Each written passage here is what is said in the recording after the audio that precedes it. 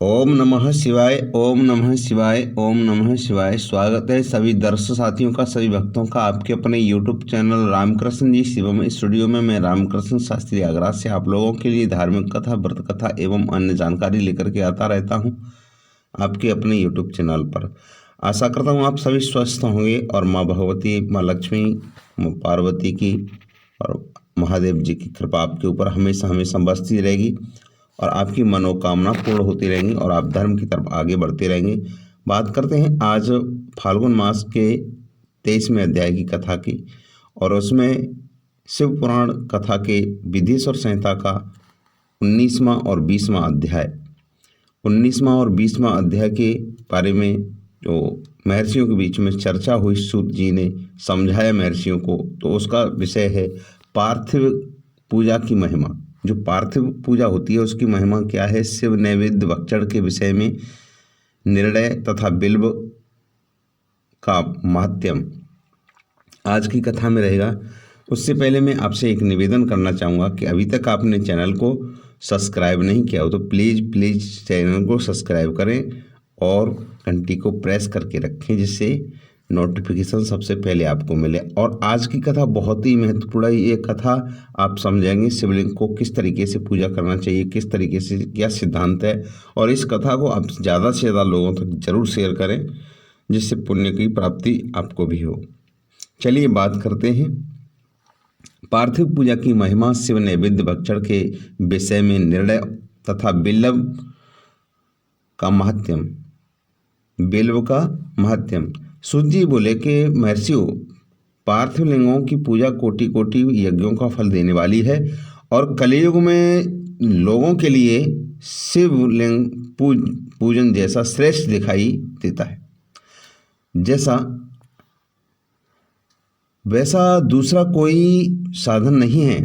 यह समस्त शास्त्रों का निश्चित सिद्धांत है और शिवलिंग भोग और मोक्ष देने वाला है। लिंग 3 प्रकार के कहे गए हैं, उत्तम, मध्यम और अधम। जो 4 अंगुल ऊंचा और देखने में सुंदर हो तथा वेदी से युक्त हो, उस शिवलिंग को शास्त्रज्ञ महर्षियों ने उत्तम कहा है। इससे आधा मध्यम और उससे आधा अधम माना गया है। इस तरह से 3 प्रकार के शिवलिंग कहे गए हैं, जो उत्तरोत्तर श्रेष्ठ है। ब्राह्मण, क्षत्रिय, वैश्य, शूद्र अथवा विलोम शंकर, कोई भी क्यों न हो, वह अपने अधिकार के अनुसार वैदिक तथा तांत्रिक मंत्र से सदा आदरपूर्वक शिवलिंग की पूजा करे। और ब्राह्मण, महर्षियों और अधिक कहने से क्या लाभ, कहना यह है कि शिवलिंग का पूजन करने में स्त्रियों का तथा अन्य सब लोगों का भी अधिकार है। द्विजों के लिए वैदिक पद्धति से ही शिवलिंग की पूजा करना श्रेष्ठ है, और परंतु अन्य लोगों के लिए वैदिक मार्ग से पूजा करने की सम्मति नहीं है। वेदज्ञ द्विजों को वैदिक मार्ग से ही पूजन करना चाहिए, अन्य मार्ग से नहीं। भगवान शिव का कथन है कि दधीच और गौतम आदि के श्राप से जिनका चित्त दग्ध हो गया, उन द्विजों को वैदिक कर्म में श्रद्धा नहीं होती है। जो मनुष्य वेदों तथा स्मृतियों के कहे हुए सत्कर्मों की अवहेलना करके दूसरे कर्म को करने लगता है, उसका मनोरथ कभी सफल नहीं होता। इस प्रकार विधि पूर्वक भगवान शंकर का नैवेद्य पूजन करके उनकी त्रिभुवनमयी 8 मूर्तियों का भी वही पूजन करें। पृथ्वी, जल, वायु, अग्नि, आकाश, सूर्य, चंद्रमा, यजमान, ये भगवान शंकर की 8 मूर्तियां कही गई हैं। कौन कौन सी? पृथ्वी, जल, अग्नि, वायु, आकाश, सूर्य, चंद्रमा, यजमान। तो इन मूर्तियों के साथ साथ सर्व, भव, रुद्र, उग्र, भीम, ईश्वर, महादेव तथा पशुपति, इन नामों की भी अर्चना करें। तदनंतर चंदन, अक्षत और बिल्व पत्र लेकर के यह ईशान आदि के क्रम से भगवान शिव के परिवार का उत्तम भक्ति भाव से पूजन करें। ईशान, नंदी, चंड और महाकाल, भृंगी, वृषभ, स्कंद, कपर्दीश्वर, ओम और शुक्र, ये 10 शिव के परिवार हैं, जो मैंने पहले ही बताई, जो क्रमशः ईशान और 10 दिशाओं में पूजनीय हैं। कौन कौन? ईशान, नंदी, चंड, महाकाल, भृंगी, वृषभ, स्कंद, कपर्दीश्वर और सोम और शुक्र, ये 10 दिशाओं में पूजनीय है। तत्पश्चात भगवान शिव के समक्ष वीरभद्र का और पीछे कार्तिक मुख का पूजन करके विधि पूर्वक 11 रुद्रों की पूजा करें। इसके बाद पंचाक्षर मंत्र का जप करके शतरुद्रीय स्तोत्र का, नाना प्रकार की स्तुतियों तथा शिव पंचांग का पाठ करें। तत्पश्चात परिक्रमा और नमस्कार करके शिवलिंग का विसर्जन करें। इस प्रकार मैंने पूजन की संपूर्ण विधि का आदर पूर्वक वर्णन किया। रात्रि में देव कार्य को सदा उत्तरामुख होकर के ही करना चाहिए। जहाँ शिवलिंग स्थापित हो उससे पूर्व दिशा का आश्रय लेकर के नहीं बैठना चाहिए। उससे पूर्व दिशा का आश्रय लेकर के नहीं बैठना तथा खड़ा होना चाहिए, क्योंकि उस दिशा में भगवान शिव के सामने पड़ती है। इष्टदेव का सामना रोकना ठीक नहीं है। शिवलिंग से उत्तर दिशा में ही बैठें, क्योंकि उधर भगवान शंकर का वामांग है। इसमें शक्ति स्वरूपा देवी उमा विराजमान है। पूजक को शिवलिंग से पश्चिम दिशा में भी नहीं बैठना चाहिए, क्योंकि उस आराध्य देव का पृष्ठभाग पीछे की ओर से पूजा करना उचित नहीं है। अतः अवशिष्ट दक्षिण दिशा का ही ग्रह है, उसी का आश्रय लेना चाहिए। तात्पर्य यह है कि शिवलिंग से दक्षिण दिशा से उत्तरामुख होकर के बैठें और पूजा करें। विद्वान पुरुष को चाहिए कि वह भस्म का त्रिपुंड लगा करके, रुद्राक्ष की माला लेकर के, बिल्वपत्र का संग्रह करके ही भगवान शंकर की पूजा करें। इसके बिना नहीं। मुनिवरों,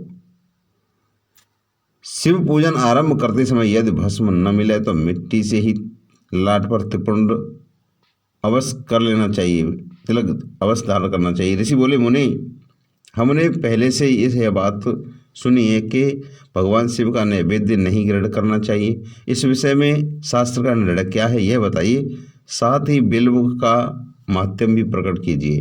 तो सूत जी कहते हैं कि मुनियों, आप शिव संबंधी व्रत का पालन करने वाले हैं, अतः आप सबको सतत धन्यवाद है, बार बार धन्यवाद है। मैं प्रसन्नतापूर्वक सब कुछ बताता हूँ, आप सावधान होकर के सुने। जो भगवान शिव का भक्त है, बाहर भीतर से पवित्र और शुद्ध है, उत्तम व्रत का पालन करने वाला और दृढ़ निश्चित से युक्त है, वह शिव नैवेद्य का अवश्य भक्षण करे। भगवान शिव का नैवेद्य आग्रह है, यह भगवान भावना को मन से निकाल दे। शिव के नैवेद्य को देख लेने मात्र से ही सारे पाप दूर भाग जाते हैं। उसको खा लेने पर तो करोड़ों पुण्य अपने भीतर आ जाते हैं। आए हुए शिव नैवेद्य को सिर झुकाकर प्रसन्नता के साथ ग्रहण करें।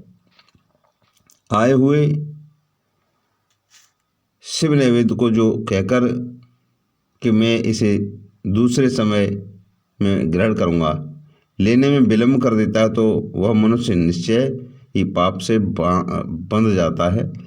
जिसने शिव की दक्षिणा ली हो, उस शिव भक्त के लिए वह शिव नैवेद्य अवश्य भक्षणी है, ऐसा कहा जाता है। शिव की दीक्षा में युक्त शिव भक्त पुरुष के लिए सभी शिवलिंगों का नैवेद्य शुभ और महाप्रसाद है, अतः वह उसका अवश्य भक्षण करे। परंतु जो अन्य पुरुषों की दीक्षा से युक्त और शिव भक्ति में भी मन को लगाए हुए है, और उनके लिए शिव नैवेद्य भक्षण के विषय में क्या निर्णय है, इसे आप लोग प्रेम पूर्वक सुनिए। ब्राह्मणों, जहाँ शालिग्राम शिला की उत्पत्ति होती है, वहाँ के उत्पन्न लिंग से रसलिंग यानी पारद लिंग में पाषाण, रजत और सुवर्ण से निर्मित लिंग हैं। देवताओं तथा सिद्धों द्वारा प्रतिष्ठित लिंग में केसर निर्मित लिंग है। स्फटिक लिंग और रत्न निर्मित लिंग में तथा अन्य ज्योतिष लिंग में विराजमान भगवान शिव के नैवेद्य का भक्षण चंद्रायण व्रत के सम्मान पुण्यजनक है। ब्रह्म हत्या करने वाला पुरुष भी यदि पवित्र होकर शिव निर्माल्य का भक्षण करके और उसे सिर पर धारण करके करे तो उसका सारा पाप शीघ्र ही नष्ट हो जाता है। पर जहाँ चंड का अधिकार है, वहाँ जो शिव निर्माल्य हो और उसे साधारण मनुष्यों को नहीं खाना चाहिए। जहाँ चंड का अधिकार नहीं है वहाँ के शिव निर्मल का सभी को भक्तिपूर्व भोजन करना चाहिए। बाणलिंग यानी नर्मदेश्वर, लोह निर्मित स्वर्णादि धातुमय लिंग सिद्धलिंग, जिन लोगों की उपासना ने से किसी ने सिद्धि प्राप्त की अथवा जो सिद्धों द्वारा स्थापित हैं वे लिंग, स्वयंभू लिंग, इन सब लिंगों में तथा शिव की प्रतिमाओं मूर्तियों में चंड का अधिकार नहीं है। इसलिए जो मनुष्य शिवलिंग को विधि पूर्वक स्नान करा करके उस स्नान के जल का 3 बार आचमन करता है उसके लिए कायिक, वाचिक, मानसिक तीनों प्रकार के पाप या शीघ्र नष्ट हो जाते हैं। जो शिव नैवेद्य फल, पत्र, पुष्प और जल आग्राह्य वह सभी सालग्राम शिला के स्पर्श से पवित्र ग्रहण के योग्य हो जाते हैं। और मुनीश्वरों शिवलिंग के ऊपर चढ़ा हुआ जो द्रव्य है वह आग्राह्य, जो वस्तु लिंग स्पर्श से रहित है, अर्थात जिस वस्तु को अलग रख करके शिव जी को निवेदित किया जाता है, लिंग के ऊपर चढ़ाया नहीं जाता, उसे अत्यंत पवित्र जानना चाहिए। मुनीश्वरों इस प्रकार नैवेद्य के विषय में शास्त्र का निर्णय बताया गया। अब बिल्व का महात्म्य सुनो। तुम लोग बिल्व का महात्म्य सुनो। यह बिल्व वृक्ष महादेव का ही रूप है। देवताओं ने भी इसकी स्तुति की। फिर जिस किसी तरह से इसकी महिमा कैसे जानी जा सकती है। तीनों लोगों में जितने पुण्य तीर्थ प्रसिद्ध हैं वे संपूर्ण तीर्थ बिल्व के मूल भाग से निवास करते हैं। जो पुण्यात्मा मनुष्य बिल्व के मूल में लिंग स्वरूप अविनाशी महादेव का पूजन करता है वह निश्चय ही शिव पद को प्राप्त होता है। जो बिल्व की जड़ के पास जल से उसके मस्तक को सींचता है उसके तीर्थों को वह संपूर्ण तीर्थों का स्नान का फल पा लेता है और वही इस भूतल पर पावन माना जाता है। इस बिल्व की जड़ के परम उत्तम थाले को जल से भरा हुआ देख करके महादेव जी पूर्णतः संतुष्ट होते हैं। जो मनुष्य गंध, पुष्प आदि से बिल्व के मूल भाग का पूजन करता है वह शिवलोक को पाता है और इस लोकों में भी उसकी सुख संतति बढ़ती है। जो बिल्व की जड़ के समीप आदर पूर्वक दीपावली जलाकर रखता है, दीपावली या दीपक जलाकर रखता है, वह तत्व ज्ञान से संपन्न हो भगवान महेश्वर में मिल जाता है। और बिल्व की शाखा धाम कर हाथ से उसके नए नए पल्लव उतारता है और उनसे उस बिल्व की पूजा करता है वह सब पापों से मुक्त हो जाता है। और जो बिल्व की जड़ के समीप भगवान शिव के अनुराग रखने वाले एक भक्त को भी भक्तिपूर्वक भोजन कराता है उसे कोटि गुना पुण्य फल प्राप्त होता है। जो बिल्व की जड़ के पास शिव भक्त को खीर और घृत से युक्त अन्न देता है वह कभी दरिद्र नहीं होता है। ब्राह्मणों, इस प्रकार मैंने सांगोपांग शिवलिंग पूजन का वर्णन किया।